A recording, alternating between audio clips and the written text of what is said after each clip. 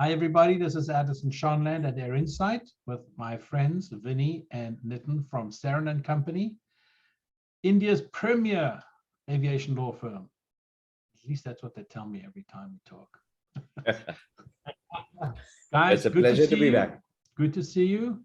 So now it's Omicron, and what's going on with with international flights? I'm understanding that there's so much confusion. Can you get in? Can you not get in? What is your sense of what's going on there? Well, very honestly, the Omicron is, in my opinion, closer to a cartoon I used to watch when I was younger, where it sounds like a cartoon character. So Yeah. it's taken the world by storm. To give you an example, I was supposed to be in London in 2 weeks from now to take a IATA course on aircraft financing. And out of the 10 participants, I believe 6 were from the African continent. And all of a sudden, they couldn't go to the UK without quarantine. So as a sequel to that, it's been cancelled. On the flip side, India itself has, it's got tremendous amounts of regulation now in place for passengers arriving, ranging from tests on arrival to home quarantine to institutional quarantine to absolutely nothing at all, no test and no quarantine for passengers coming from various countries. So it depends on where you're coming from. So it's a very hectic time. It's very difficult. And I think it's a slight bit of a knee-jerk reaction to where we are from. But we're what we experienced earlier this year. I don't blame anyone for that. It's funny, as a former South African, I find myself deeply sympathetic with the South African response to this. Yes. It didn't come from South Africa. It came from No, Europe. it did not. Yep. Did you know that 40% of the Austrian people are not vaccinated? We should put a wall around Austria to keep them inside, not to protect them, to protect us. Yes. Ultimately, the thing is, I think this is really a wake-up call for all the rich nations of the world. Everybody thought they could hoard vaccines, vaccinate their population, and COVID's not going to reach them. And the fact of the matter is, until all of us are vaccinated, we're not protected. So, you cannot blame the people. I mean, we don't even know where this came from, like you rightly said. So we shouldn't even be discussing Africa because we don't know where it came from. But hypothetically, even if it did, only about 5% of the continent is vaccinated. And, rich countries who can afford it very well, they really need to step up and, get the world vaccinated. And I hope this is that wake-up call because it affects everyone. Take out the word COVID and put in the word smallpox. Exactly. It's the same thing. It's just, the difference. The difference. The difference is because this has become a struggle against a person's freedom, which I agree with. There's nothing wrong with being free and having your own choice. But back in the day, in the 80s or late 70s, when smallpox was being, eradicated, people were not so worried about their freedom, and they trusted the level of trust was much higher than it is today. And I truly believe it's become at least in the developed world, it's a complete conundrum because people are thinking that it's a curtailment of their freedom, which I can understand that on a certain plane, but on the other hand, is just totally ridiculous, to be very honest. So. Well, Nitin, remember that when in a previous time, we didn't have this awful thing called social media. Yeah, yes. Which causes this herd mentality and craziness. And the craziness, if you think that a virus can spread around fast, try an intellectual virus spread by, technology. That's instant. The insanity becomes instant. I was speaking to a colleague in Dubai, and he said to me, in my part of my family in Germany, My sister-in-law doesn't want to get a vaccine because she's worried about a chip being injected into her. Like, you're like German. You are part of the first world. You're educated. You don't live in some backwater. You think you're going to get, who cares to put a chip in your head or your skin or whatever? But where is this coming from? I can understand like being in America, redneck, whatever. But there shouldn't be rednecks in Germany, should there? You have educated people who are worried about their personal life, and you're just like, you have no personal life. Why are you worried? Right. And 90% of the people are, it's not even personal life. It's not, well, each for their own. But I just think in the larger scheme of things, it's a difficult one.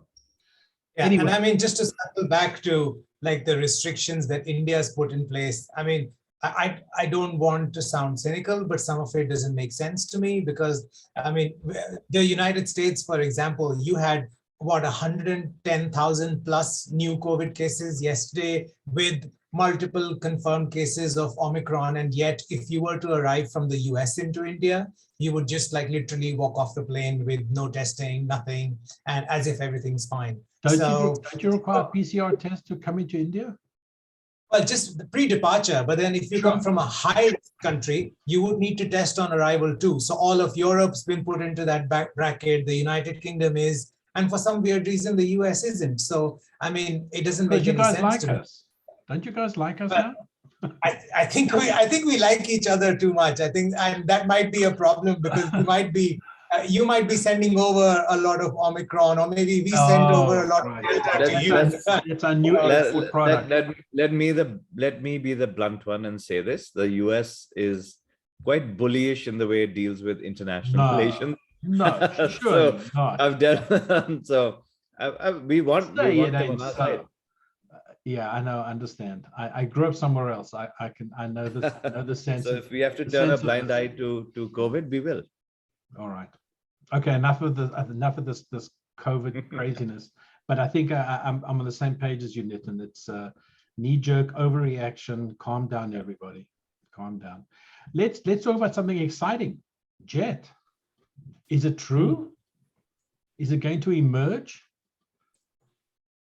Well, I did not expect you to say that actually. So no, let me give the lowdown. It's unfortunately, because our legal system is it's like a meandering river. It's still very, very, very much in the in the process of getting there. It's not anywhere at the moment. I know they're trying very hard. They're an honest bunch of people. And they're talking to both Airbus and Boeing as per recent articles in the press. But there's really there are a multitude of applications and objections that have been filed against the whole process. So I don't know where that's going to end. I don't know when that's going to happen. I don't know what shape and form it's going to take. But that's where we stand. There's really no other answer for that. Well, it's interesting, this idea of speaking to Airbus and Boeing. It's not hard to figure out where this is going to end up. It has to go to Boeing because Airbus has got no delivery slots. I mean, I know that from being around this business for more than 5 minutes. You cannot get a new Airbus for love nor money, unless, of course, you've got a very good friendship with some very big leasing company. And guess what? If you're a big leasing company and you look at the option of the world and the startup, guess where you're going to go? So, you're going to go and you'll say, this guy, I've got a whole bunch of secondhand CEOs from Indigo that I can hook you up with.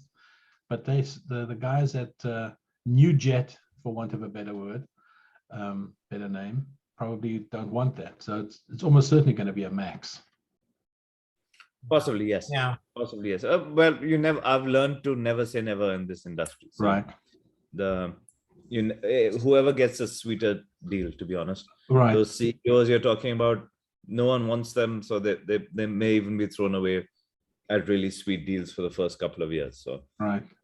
We don't know where it's going to go. Now, Air India seems to be making some progress. No, that's the exciting one that I was talking about. But yes, I think it's a big achievement, possibly the biggest achievement of both Vin and my lives and professional careers till date. There's Wow, actually been that's a big statement.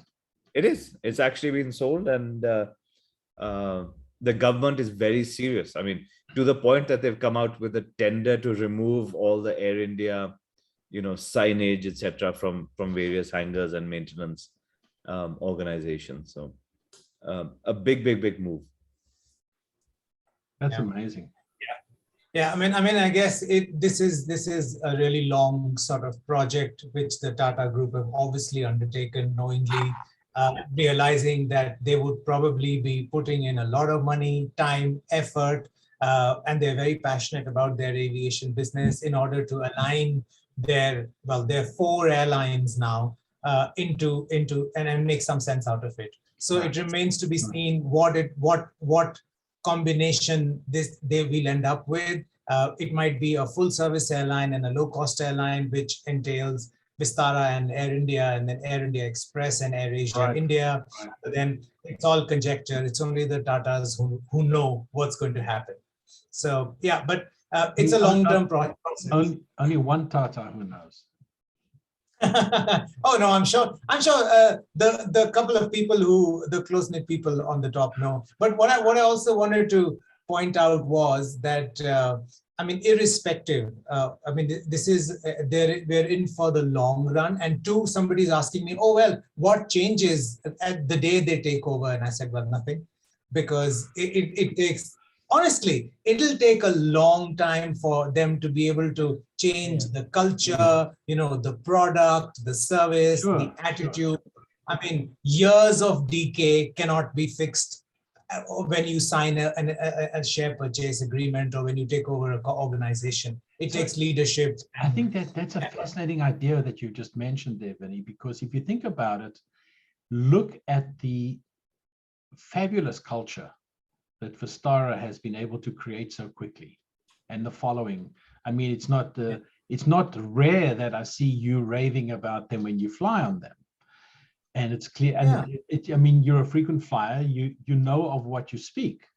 If you say that the quality is good about it, it's because you have benchmarks, and how much of that culture can be absorbed into new Air India.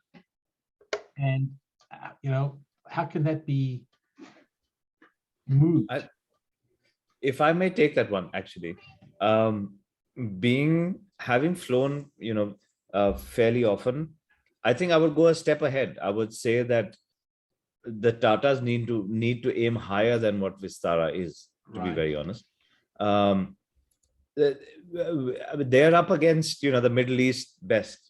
You're up against Emirates, you're up against Qatar, you're up against, Oman Air, you're up against all these airlines who provide you excellent service from A to Z, whether it's frequent flyer miles, the product, the first class product, non-first business class product. So we have a long way to go. And I think it's very important to remember that Singapore Airlines is not in the picture, at least officially right now, in this whole aspect. So we are either going to go, to a somewhat what Vistara is, or we're going to go completely OTT, over the top with something which we actually deserve. We don't want to be a people mover. We should really, in my opinion, again, I may be wrong, I'm not talking about economics, but the way we are placed geographically, we should really be attracting the whole world to fly in, visit the Taj Mahal and fly out, 6 hours later. That's what we should be aiming to do, because we can do that. So well, in my opinion, all the Tatas need to do, all these airlines that we've just talked about, they never existed when Air India existed in the beginning. Correct. So, exactly. They all learned from Air India in the golden days. Air India was the first jet airline in Asia. It was really the benchmark. People who flew the Maharaja were made to feel like the Maharaja. So all they really need to do is go back to their roots. If you go back to your roots and you start from there, the Qatars and Emirates of the world will actually need to sit down and worry about the new Air India, more than the new Air India having to worry about anybody else. That's just my take. So, Yep. so I think if they can pull that off, and that obviously comes from the Tata DNA, and because they are doing this because they want to reclaim their legacy. This is their legacy. Right. So, and if they can do that, I think everything else will fall into place. You know, planes will need to be refurbished from top to tail. You know, services will have to be rewritten, and all they need to really do is just go back to their roots. You know, they did it so well. Just even if you take a leaf out of that sort of service manual and that the DNA back then, they'll be fine. Right. So I think that's all that needs to be. That's very encouraging. Yeah, no, I mean, we are, I mean, you see, the thing is, we're all very passionate about Air India because it is, I mean, I know it won't really, it was always our national airline, even before it was privatized and taken over by the government. And I mean, I know we don't fly Air India, but I would love to fly Air India. I mean, if I would love to give them my business, if they can, like, you know, pull up their socks, and, you know, even, I mean, I'll be honest with you, even if they match Vistara's service, and I think in the grand scheme of things, Vistara too has a long way to go. If they can match Vistara's service, I would switch my business. And I know I've got lots of friends at Vistara who would not be happy hearing this, but I would switch my business to Air India, just because all of India is so passionate about it. Right. It's amazing that there'd be brand loyalty to an idea that was, you know, it's an old idea, and dated if you look at the current experience, but there's clearly a lot from what you're saying there's a brand following. And yes, you know, just to add, apart from the brand following, you know, you expect a government-run airline for the employees to be, you know, a bit annoyed that it's becoming private and they're going to have to work harder because right now they were a bit lax and they weren't working, you know, to the best abilities. They are, well, not all of them, but everyone we've spoken to is extremely excited, you know, and that's something which is incredible when you see moving from a government sector to a private sector. They're all proud to be working with the Tatas. They're proud to be working with Air India, and which is something really bizarre. You know, everyone we've interacted with is happy with this transition back to the Tatas, including people who had cushy government jobs. Well, you know, it's a made in India solution, right? Yeah, absolutely. Yeah. Absolutely. And this is the biggest achievement for anyone, at least in our industry, whether we're talking about governments or not. We've heard of this our whole lives. Vin and I, we were born after the government took over Air India, and this is the biggest step in Indian aviation thus far. And if we don't take this opportunity to, you know, to take on the Middle Eastern carriers, it's, you know, shame on us.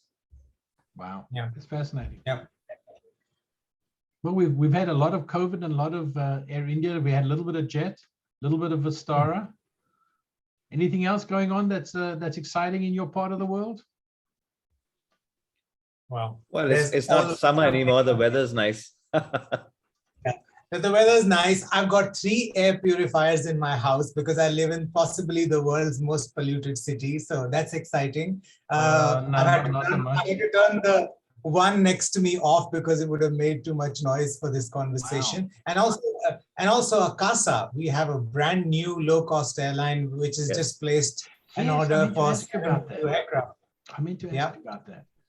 How real? Yeah, so well, the fact of the matter is, you know, when you look at the opportunity in India, I know our airlines don't make a lot of money, and you know, the costs are high, the margins are low, the taxation's crazy. All of that aside, you know, you just look at the opportunity in India. Only 2 or 3% of Indians actually take to the skies, and unlike in America, where airlines really don't compete with anything else. They probably compete with cars, I guess, you know, because you'd either drive or you'd fly. If you want to get there quicker, you'd fly. In India, airlines compete against the trains. So, you know, you'd want to switch people who take air-conditioned overnight trains and, you know, switch them over to fly.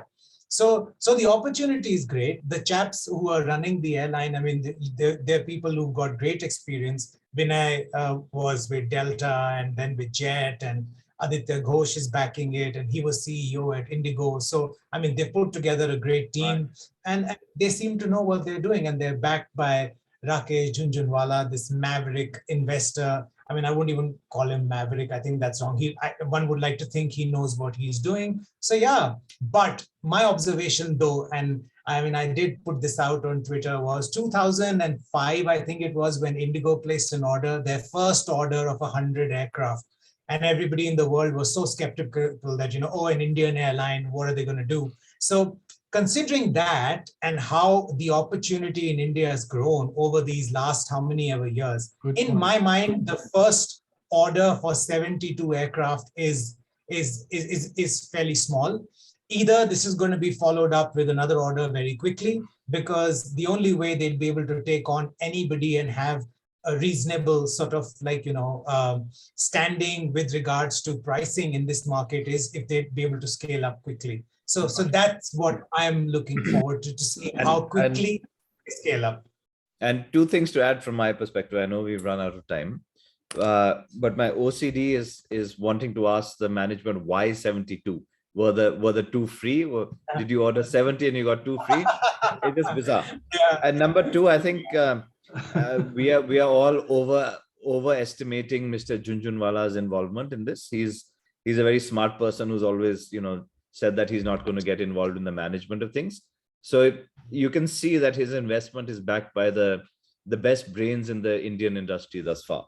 So it's I would not call it a Jhunjhunwala airline. I would just call it backed by him, but run by the people who've built some of the best airlines in the country that India has seen. Low cost. I'm not talking about full service, and that's what we need at the moment, and that's what works in India. Yeah. Wonderful. Nice conversation as always. I wish you guys happy holidays, as we say out here. I guess we will probably be talking in January. Yes, that is true. I guess. All right. Yes. Stay healthy, people. Have a great weekend, and thanks so much. Thank you.